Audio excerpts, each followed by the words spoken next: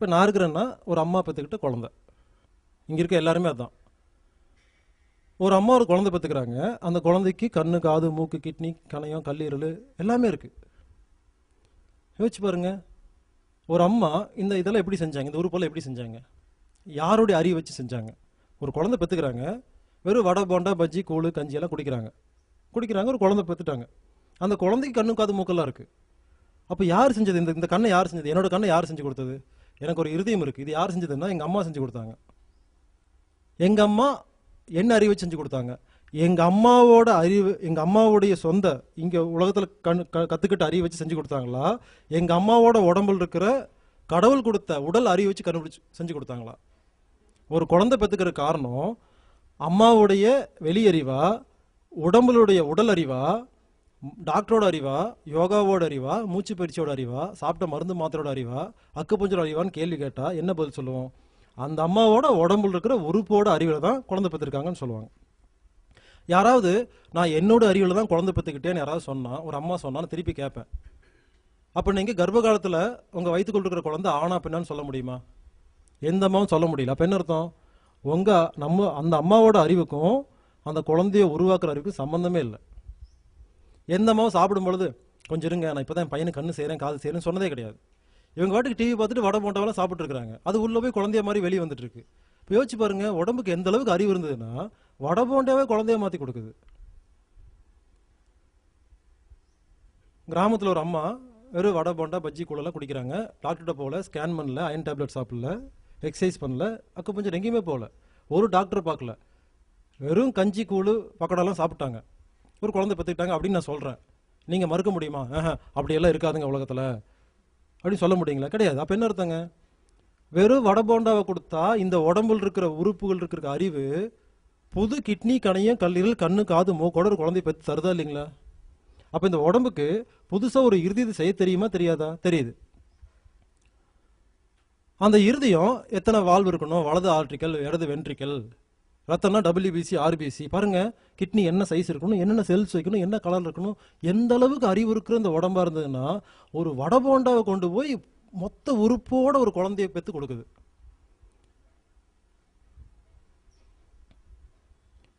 அப்போ ஒரு அம்மா 10 குழந்தை பெற்றுக்குவாங்களாமா, 10 குழந்தைக்கு 10 இருதயம் இருக்குமாமா. அப்போ இந்த அம்மானால 10 புது இருதயம் செய்ய முடியுமா இல்லைங்களா? முடியும், வடை போண்டா வச்சு. இந்த அம்மா இருதயத்தில் ஒரு ஓட்டையாமா. இதுக்கு ஸ்கேன் பண்ணி பார்த்துட்டு உடனே ஆப்ரேஷன் பண்ணணும், இல்லைன்னா உயிர் போயிடும். யோசிச்சு பாருங்க, 10 புது இருதயத்தை செஞ்சு கொடுக்க தெரிஞ்ச ஒரு அம்மாவோட உடம்புல இருக்கிற உறுப்புகளுக்கு இருக்கிற அறிவு இந்த அம்மா இருதயத்தில் இருக்கிற ஓட்டையை ஒரு ஒட்டி பீஸ் வைக்க தெரியாதா? அப்போ என்ன பிரச்சனை வந்துச்சு? அது என்னன்னு தெரிஞ்சதுன்னா நீங்கள் டாக்டர் போக வேண்டிய அவசியம் இல்லைங்க. இப்போ கிராமத்தில் ஒரு அம்மா இந்த மாதிரி சாப்பிட்டு குழந்தை பெற்றுக்கிறாங்கன்னு சொன்னால் யாரும் மறுக்க முடியல. அப்போ என்ன அர்த்தங்க? வெறும் வடை போண்டையை கொடுத்தா ஒரு கிட்னியை உருவாக்க முடியும்னு அர்த்தம். அப்போ நான் சொல்கிறேன், எந்த ஒரு டாக்டர்டையும் போகாமல் மருந்து மாத்திரை சாப்பிடாம கிட்னி ஃபெயிலியர் இருந்தால் புது கிட்னியாக மாற்றிக்கலாம், இருதயத்தில் ஓட்டை இருந்தால் அடைச்சிக்கலாம்னு சொன்னால சிரிக்கிறாங்க. இது எப்படி சிரிக்கக்கூடிய விஷயங்களை சிந்திக்க வேண்டிய விஷயம். வடை போண்டா சாப்பிட்டு எப்போ ஒரு அம்மா ஒரு குழந்தைய பெற்றுக்கிறாங்களோ அதே மாதிரி தான் இதுங்க. வடை போண்டா சாப்பிட்டு நம்ம கிட்னியை புதுசாக மாற்ற முடியும், புதுசாக உருவாக்க முடியும். அப்போ 10 குழந்தையை பெற்றுக்கிட்ட ஒரு அம்மாவுக்கு 10 குழந்தைக்கு இருதயம் இருக்குது. அந்த அம்மாவை கூப்பிட்டு இருதயத்தோட படம் வரைஞ்சி பாகத்தை குறிக்க சொன்னால் தெரியுமா? நீங்கள் குழந்தை பெற்றுட்டீங்க, நீங்கள் ஒரு இருதயத்தை படம் வரைஞ்சி பாகத்தை குறிக்க முடியுமா? கிட்னி என்ன சைஸ் இருக்குன்னு தெரியுமா? WBC என்னன்னு தெரியுமா? ஒன்றுமே தெரியாது. உருவை பற்றி ஒன்றுமே தெரியாத உங்களால் எப்படி ஒரு குழந்தைய உருவாக்க முடிஞ்சுது? அப்போ நம்ம அறிவில் உடம்புக்குள்ள ஒரு நம்மளை விட மிகப்பெரிய ஜீனியஸ், ஒரு பெரிய சயின்டிஸ்ட் உள்ள இருக்கிறாரு. இப்போ ஏற்பட்ட சயின்டிஸ்ட்டு வடபோண்டாவை கொடுத்தா குழந்தையா மாத்திர இந்த சயின்டிஸ்ட்டு உங்களை கேவலம் ஆஸ்துமா, பிபி, தைராய்டு, சக்கரை, பிபின்னு ஏமாத்திடுவாரா? அப்போ வேற தப்பு நடக்குதுன்னு புரிஞ்சுக்கிட்டா போதுங்க. அப்போ 10 குழந்தையை பெற்றுக்கிட்ட ஒரு அம்மாவோட இருதயத்தில் ஒரு ஓட்டைன்னா அதை எந்த ஒரு மருந்து மாத்திரை இல்லாமல் டாக்டர் போக அடைக்க முடியும். எப்படின்னு கேட்டிங்கன்னா, ஒரு அம்மா கர்ப்பம் வராங்க, கர்ப்பமான அம்மா ஒரு குழந்தை பெற்றுக்கிறாங்க. புரிஞ்சுக்குங்க, எப்படி பெற்றுக்கிறாங்கன்னா, நாம் என்ன பண்ணுவோம், ஒரு குழந்தை உருவாகுதுனாவே கர்ப்பப்பையை பற்றியே பேசிகிட்டு இருப்போம். கர்ப்பப்பையில் குழந்தை உருவாகுது, ஆனால் காரணம் யார்? எல்லா உடம்புல இருக்கிற எல்லா உறுப்பும் சேர்ந்து உருவாக்குது. ஒரு அம்மா குழந்தை பெற்றுக்கிறாங்க, கர்ப்பப்பையில் அந்த ஒரு செல்லாக இருக்கு இல்லைங்களா, ஒரு உயிராக இருக்கிறத மொத்த குழந்தையாக மாற்றுறது யாருன்னு கேட்டிங்கன்னா நம்ம உடம்பு இருக்க எல்லா உறுப்பும். ரத்தத்தில் போய் ஒவ்வொரு பொருளாக எடுத்துகிட்டு வந்து தான் ஒரு குழந்தைய உருவாக்குறாங்க. இப்போ ஒரு அம்மா கர்ப்ப காலத்தில் இருக்கிறாங்க. இந்த அம்மாவோட ரத்தத்தில் ஒரு பொருள் கெட்டு போச்சு, சோடியம் கெட்டு போச்சுன்னு வச்சுங்களேன். அப்போது கெட்டுப்போன சோடியத்தை எடுத்து தானே இந்த குழந்தைய உருவாக்கும். நம்ம உடம்புல எல்லா வித தாதுக்களும் இருக்குது. அப்போது அந்த குழந்தையோட உடம்புல எங்கெங்கெல்லாம் சோடியம் வைக்கணுமோ அங்கெல்லாம் கெட்டுப்போன சோடியத்தை வச்சு குழந்தைய வெளியே தள்ளினா குழந்தை ஊனமாக பிறக்குமா பிறக்காதா? சுகப்பிரசவம் நடக்குமா? கண்டிப்பாக நடக்காது. அப்போ சுகப்பிரசவம் நடக்காததுக்கும் குழந்தை ஊனமாக பிறக்கிறதுக்கும் காரணம் கர்ப்பப்பை கிடையாது, புரிஞ்சுக்குங்க. ரத்தத்தில் ஒரு பொருள் கெட்டு போச்சுன்னா கெட்டுப்போன பொருளால் உருவாக்கப்பட்ட குழந்தை ஊனமாக தான் பிறக்கும், சிசேரியன் தான் நடக்கும். நான் உதாரணத்துக்கு ஒரு பொருள் சொல்கிறேன். எந்த பொருள் கெட்டு போனாலும் குழந்தை ஊனமாக தான் பிறக்கும். அதே மாதிரி ரத்தத்தில் ஒரு பொருளே இல்லை. இந்த அம்மா கர்ப்ப காலத்தில் இருக்க அந்த 10 மாசத்துல இந்த அம்மாவோட ரத்தத்தில் பாஸ்பரஸ் அப்படிங்கிற பொருளே இல்லை, ரத்தத்தில் காணும். அப்போ என்ன ஆகும்? இந்த குழந்தைக்கு எங்கெங்கெல்லாம் பாஸ்பரஸ் வைக்கணுமோ வைக்காம தானே குழந்தை வெளியே வரும். அப்புறம் 4 வயசு வரைக்கும் நல்லா இருக்கும். அதுக்கப்புறம் தான் தெரியும் குழந்தை மன வளர்ச்சி சரியில்லை போல் இருக்கும்பாங்க. அப்புறம் நீங்கள் எங்கே என்ன பண்ணாலும் தெரியாது, குணப்படுத்த முடியுமா முடியான்னு தெரியாது. ஏன்னா ஒரு பொருளே இல்லாமல் உருவாக்கப்பட்ட ஒரு குழந்தை, எந்தெந்த உறுப்புக்கு அந்த பொருள் வேணுமோ இல்லாமல் வந்திருக்கும். நாம் என்ன பண்ணியிருக்கிறோம்? கர்ப்பப்பையிலே அரைச்சி பண்ணிட்டு இருக்கோம். அதனால தான் கண்டுபிடிக்க முடியல. அம்மாவுக்கு ரத்தம் ஓடுறதே கம்மியாக போச்சு. ஒரு மனிதனுக்கு இவ்வளோ ரத்தம் இருக்குன்னு கணக்கு இருக்குது. கர்ப்ப காலத்தில் இருக்கிற அம்மாவுக்கு இவ்வளோ லிட்டர் ரத்தம் இருக்கணும். அந்த ரத்தம் ஓடுறது கம்மியாக போச்சுன்னா அம்மாக்கே கம்மியாக இருக்கும் பொழுது குழந்தை கண்டிப்பாக பிரச்சனையோட தான் பிறக்கும். இல்லைன்னா இந்த அம்மாவோட உடம்புல இருக்கிற உறுப்புக்கு அறிவு கெட்டு போச்சுன்னா குழந்தைக்கு 6 விரலோட குழந்தை பிறக்கும், 2 தலை 4 கால். வித்தியாசமான குழந்தை பிறக்கிறது காரணம் என்னன்னா அம்மாவோட உடம்புல இருக்கிற உறுப்புகளுக்கு அறிவு கெட்டு போச்சுன்னு அர்த்தம். ஆக மொத்தம் சுகப்பிரசவம் நடக்காமல் இருக்கிறதுக்கும் சிசேரியன் நடக்கிறதுக்கும் 4 காரணம். ஒன்று, ஒரு பொருள் ரத்தத்தில் கெட்டு போச்சுன்னா அந்த மாதிரி நடக்கும். ரத்தத்தில் ஒரு பொருள் இல்லாமல் போச்சுன்னா நடக்கும். அந்த அம்மாவோட உடம்புல இருக்கிற ரத்தம் அளவு கம்மியாக போச்சுன்னா நடக்கும். அறிவு கெட்டு போச்சுன்னா நடக்கும். இப்போ சொல்லுங்கள், நீங்கள் கர்ப்ப காலத்துலேருந்து குழந்தை பெற்றுக்கிற வரைக்கும் ஸ்கேன் பண்ணுறீங்க, அயன் டேப்லெட் சாப்பிட்றீங்க, கால்சியம் டேப்லெட் சாப்பிட்றீங்க, வாக்கிங் போகிறீங்க, என்னென்னமோ வித்தியெல்லாம் பண்ணுறீங்களே. எந்த மருத்துவராலையாவது பிறக்க போகிற குழந்தை ஒரு சுகப்பிரசவத்துக்கு, ஊனத்தை விடுங்க, சுகப்பிரசவம் கேரண்டி தர முடியுமா? இப்போ எல்லாம் அப்படி தான் நடக்குதா? 100% சிசேரியன் நடக்குது. அப்போ எல்லாமே பண்ணி கால் டாக்ஸி வச்சு அப்பாயின்மெண்ட் வாங்கி எல்லா மருத்துவத்தையும் பார்த்து யாராவது சட்டை பிடிச்சி கேட்டிங்களா? சார் எல்லாமே பண்ண, நீங்கள் சொன்ன மாதிரி எல்லாமே பண்ணணும் இல்லையா, ஏன் சிசேரியன் பண்ணீங்கன்னு கேட்டிங்களா? இந்த 4 விஷயத்தை பற்றி தெரியாத எந்த மருத்துவராலையும் உலகத்தில் சுகப்பிரசவம் கொடுக்க முடியாது, ஊனத்தையும் தடுக்க முடியாது. என்னால் கேரண்டி தர முடியுங்க. கர்ப்பமான காலத்துலேருந்து நான் சொல்கிற டெக்னிக்கை 4 டெக்னிக்கை ஒழுங்காக ஃபாலோ பண்ணுற டெக்னிக் சொல்லி தருவேன். இதை மட்டும் ஃபாலோ பண்ணி ஒரு ஸ்கேன் பண்ணாமல் அயன் டேப்லெட் சாப்பிடாமல் வாக்கிங் கூட போகாமல் டயட்டே கிடையாது, என்ன வேணால் சாப்பிட்லாம். அந்த டெக்னிக்கை ஃபாலோ பண்ணால் என்னால் கேரண்டி தர முடியும், கண்டிப்பாக சுகப்பிரசவம் தான் நடக்கும், ஊனமில்லாத குழந்தை தான் பிறக்கும், ஆரோக்கியமாக தான் இருக்கும். நீங்கள் ஃபோன் பண்ணி உங்கள் வீட்டுக்காருக்கு சொல்லலாம், ஏங்க நான் குழந்தை பெற்றுக்கிட்டேன், யாருமே இல்லை, வீட்டில் தனியாக இருந்தால் பெற்றுக்கிட்டேன்னு சொல்லலாம். அதெல்லாம் சாதாரண ஒரு விஷயம், நம்ம பெரிய விஷயமா நினச்சிட்டு இருக்கிறோம். அப்போது இது வரைக்கும் நம்ம பேசினது நான் புரிஞ்சுக்கிட்டது என்னென்னா, நோய் கிருமிகள் மூலமாக வர எல்லா நோய்களுக்கும் 4 தான் காரணம். அதே மாதிரி ஒரு அம்மா சுகப்பிரசவத்துக்கும் ஊனமில்லாத குழந்தைய பெற்றுக்கிறதுக்கும் இது 4 தான் காரணம், தவிர வேறு எதுவும் காரணம் கிடையாது. யோசிச்சு பாருங்கள், சயின்டிஃபிக்காக யோசிச்சு பாருங்கள், இது தவிர வேறு காரணமே இருக்காது. அப்போது ஒரு அம்மா 10 குழந்தைய பெற்றுக்கிறாங்க, அந்த 10 குழந்தைக்கு 10 இருதயம் இருக்குது. இந்த அம்மா இருதயத்தில் ஒரு ஓட்டை வந்தோடனே ஏன் மருத்துவரை தேடி போகிறோம், ஏன் அடைக்க முடியாதுன்னு கேட்டிங்கன்னா நான் ஒன்று சொன்ன தமாசா இருக்கும். இருதயத்தில் ஓட்டை இருக்குன்னு சொல்கிறாங்க இல்லைங்களா, அது இருதய சம்மந்தப்பட்ட நோயே இல்லை, தமாசா இருக்கும், ஆனால் உண்மை. புரிஞ்சுக்குங்க, 10 இருதயம் செஞ்சு கொடுத்த அம்மானால இந்த இருதய ஒட்டி வைக்க தெரியாதா? தெரியும். ஒரு கார் கம்பெனி இருக்குது, புதுசாக கார் செஞ்சு வெளியே கொடுத்துட்ருக்காங்க, மாதம் 50 கார் வியாபாரம் பண்ணிட்டுருக்காங்க புதுசாக. அப்போ அந்த கார் கம்பெனிக்கிட்ட என்ன இருக்கும்? அந்த ஒரு காரை செய்யறதுக்கான அறிவு, லேபரு, மெட்டீரியலு, எல்லா பொருளும், எல்லா வசதியும் இருக்கும். அதே கார் கம்பெனிக்கிட்ட போயிட்டு அதே மாடல் காரில் ஒரு சின்ன பிரச்சனை சொல்லி கொடுத்தீங்கன்னா எனக்கு சரி பண்ண தெரியாதுன்னு சொன்னால் ஒத்துக்குவீங்களா? ஏங்க புதுசாக காரே செஞ்சு கொடுத்துட்ருக்கீங்க, ஒரு OTP வைக்க தெரியாது கேட்பீங்களா இல்லையா? இதே கேள்வி உடம்புட்டு கேட்டு பாருங்க. அப்போது இந்த 10 இருதயத்தை உருவாக்கின அம்மானால ஒரு இருதயத்தில் இருக்கிற ஓட்டை ஏன் அடைக்க முடியலன்னா புரிஞ்சுக்குங்க, அந்த கர்ப்ப காலத்தில் அந்த அம்மா 10 குழந்தைய பெற்றுக்கும் போது இதை 4 ஒழுங்காக வச்சுருந்துருக்காங்கன்னு அர்த்தம். அதனால் ஊனமெல்லாம் பிறந்துருச்சு. இப்போ இந்த 4ல் ஒன்று பிரச்சனை வந்துருச்சு. இப்போது இந்த ஓட்டை அடைக்கிறதுக்கு இந்த அம்மாவுக்கு தெரியும், உடம்புக்கு, நான் சொல்கிறேன் அம்மாங்கிறது உடம்போட அம்மா தெரியும். ஒரு பொருளை எடுத்துகிட்டு போய், உதாரணத்துக்கு கால்சியம் தேவைப்படுது, ஒரு கால்சியம் இருந்தால் தான் கொண்டு போய் அந்த ஓட்டை அடைக்க முடியும்னு வச்சுங்களேன். உங்கள் ரத்தத்தில் கால்சியம் கெட்டு போய் கிடக்குது, கெட்டுப்போன கால்சியத்தை எடுத்துகிட்டு போய் அடைச்சிட்டு இருக்குது, அது உருகி உருகி வந்துட்டு இருக்கு. இப்போ பிரச்சனை இருதயத்தில் இருக்கிற ஓட்டைங்கிறது இருதய சம்மந்தப்பட்ட நோயா இல்லை ரத்தம் சம்மந்தப்பட்ட நோயா? அது கிட்னி ஃபெயிலியர்னு சொல்கிறாங்க. என்னை பொறுத்தவரைக்கும் கிட்னி ஃபெயிலியருங்கிறது கிட்னி சம்மந்தப்பட்ட நோய் இல்லை, இல்லை தமாசா இருக்கும். நான் பேசுகிறது தமாசா இருக்கும், ஆனால் உண்மை. கிட்னி தன்னை புதுப்பிச்சுக்கிறதுக்கு தெரியும் இந்த உடம்புக்கு. ஆனால் அந்த கிட்னியை புதுப்பிக்கிறதுக்காக சில பொருள்கள் தேவைப்படுது. அது ரத்தத்தில் இல்லை, இல்லை கெட்டு போய் கிடக்கு. அப்போ அதுக்கு அது இருந்துச்சுன்னா ஆட்டோமேட்டிக்காக கிட்னி தன்னை புதுப்பிச்சுக்கும். அப்போ இது கிட்னி சம்மந்தப்பட்ட நோயா இல்லை ரத்தம் சம்மந்தப்பட்ட நோயா? இப்படி எந்த உறுப்பில் நோய் வந்தாலும் என்னை பொறுத்த வரைக்கும் அந்த உறுப்பு சம்மந்தப்பட்ட நோய் கிடையாது, ரத்தம் சம்மந்தப்பட்ட நோய். இது புரிஞ்சால் தான் நோயை குணப்படுத்த முடியும்.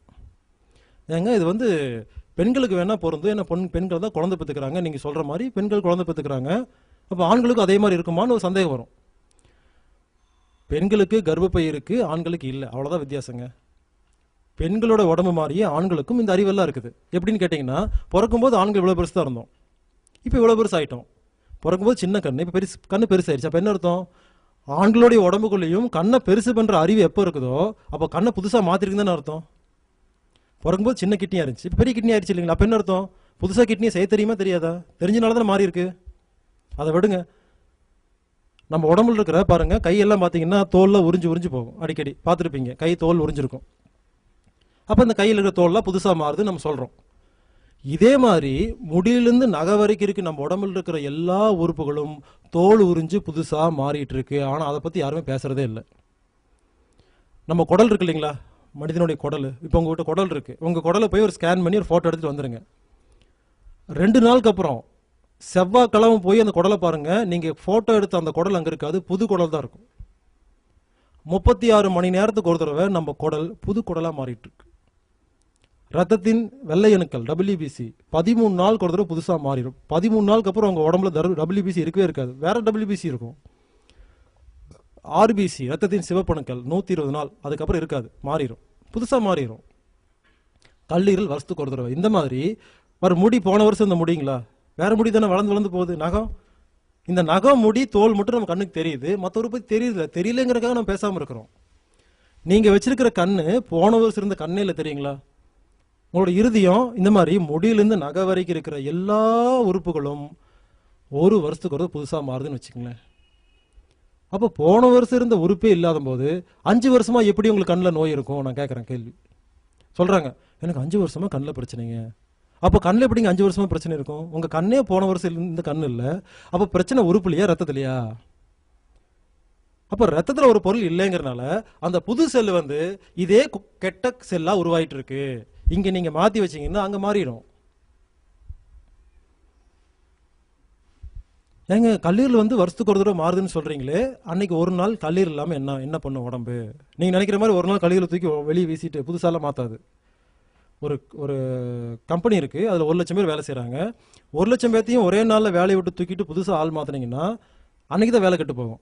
டெய்லி 10 பேர்த்து வேலையை விட்டு தூக்கிட்டு புதுசாக மாற்றி பாருங்கள், கம்பெனி வேலையும் நடக்கும், அந்த இருக்க அத்தனை பேர்த்தையும் புதுசாக மாற்றிடலாம். அந்த மாதிரி கல்லீரல் அப்படிங்கிற ஒரு கம்பெனியில் இருக்கிற எல்லா வேலைக்காரங்களையும் எல்லா செல்களையும் இப்போ ஒரு ஒரு ஒரு செகண்டில் ஒரு 10 லட்சம் செல் செத்து போயிடும், செத்துங்க புதுசாக உருவாகும்.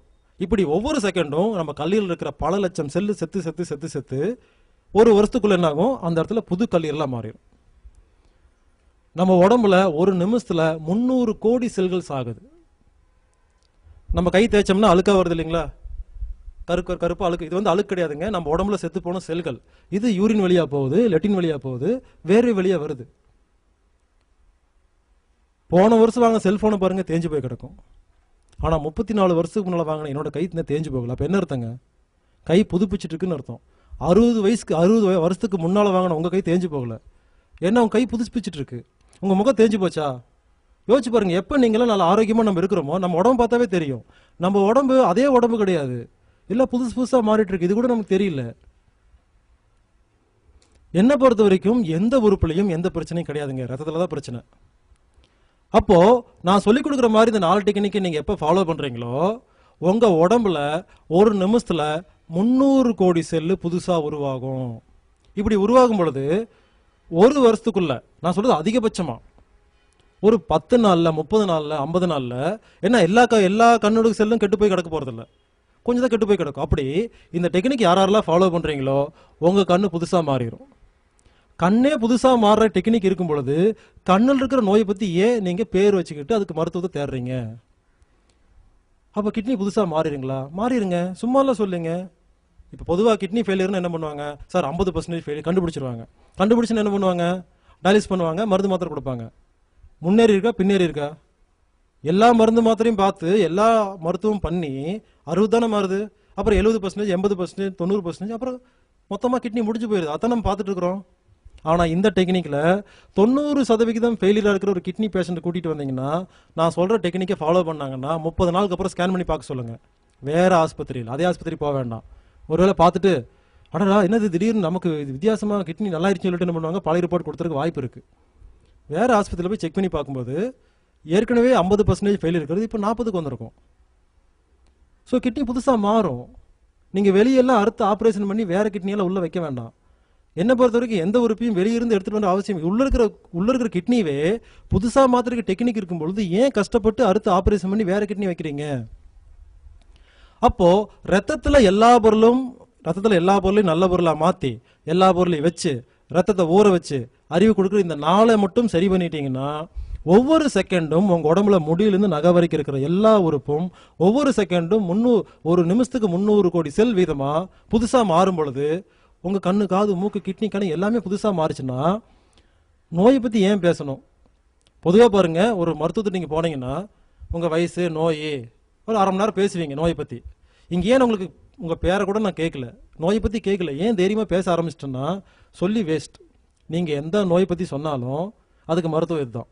இதை செஞ்சால் உங்களுக்கு எந்த நோய் எந்த உறுப்பில் இருக்கோ அந்த உறுப்பே புதுசாக மாறும் பொழுது அந்த நோயை பற்றி ஏன் கவலைப்படுறீங்க?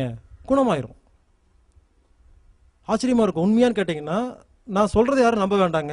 யாருக்கு நான் ஏன் கிட்னி பற்றி நான் பேசுகிறேன்னா இருக்கிறதுலே அதை புரிய வைக்க முடியும். கிட்னி பேஷண்ட்டு தான் அதுக்கு ஒரு ப்ரூஃப் நல்லா அருமையாக இருக்கும். 80% கிட்னி ஃபெயிலியர் பேஷண்ட்டு கூட்டிகிட்டு வாங்க, நான் லிஸ்ட்டு வச்சுருக்கிறேன். எத்தனை பேர் இதுக்கு முன்னால் வந்திருக்கிறாங்க, எத்தனை பேருக்கு கிட்னி புதுசாக மாறி இருக்குன்னு. ஃபோன் நம்பர் தர பேசி பாருங்கள். அந்த 80% 60க்கு வரும் 30 நாளில். அடுத்த 30 நாளில் 40க்கு போகும். கிட்னி புதுசாக மாறிடும். டயாலிசிஸ் கம்மி தான் பண்ணுவாங்க, அதிகம் பண்ண மாட்டாங்க. இதுக்கு முன்னால் டயாலிசிஸ் பண்ணிட்டு இருந்தவங்க வாரத்தில் 2 நாள் பண்ணிட்டு இருந்தவங்க 10 நாளைக்கு பண்ணுறாங்க, ஒரு நாள். அடுத்து 1 மாதம் ஆகும். அப்புறம் 1 வருஷத்துக்கு ஒரு தடவை பண்ணால் போதும். அப்போ கிட்னி புதுசாக மாறுதுன்னு அர்த்தம். அப்போது இது வரைக்கும் நாம் பார்த்ததில் நோய் கிருமிகள் மூலமாக வர எல்லா நோய்களுக்கும் 4 தான் காரணம். சுகப்பிரசவத்துக்கும் குறையில்லாத ஊனமில்லாத குழந்தை பெற்றுக்கிறதுக்கும் 4 தான் காரணம். நம்ம உடம்புல முடியிலிருந்து நகை வரைக்கும் இருக்கிற எல்லா உறுப்பையும் புதுசாக மாத்துறதுக்கும் 4 தான் காரணம். பொதுவாக கண்ணில் ஒரு நோயின்னு வந்தால் நீங்கள் கண் டாக்டர்கிட்ட போவீங்க, கண்ணாடி மாட்டி விடுவாங்க.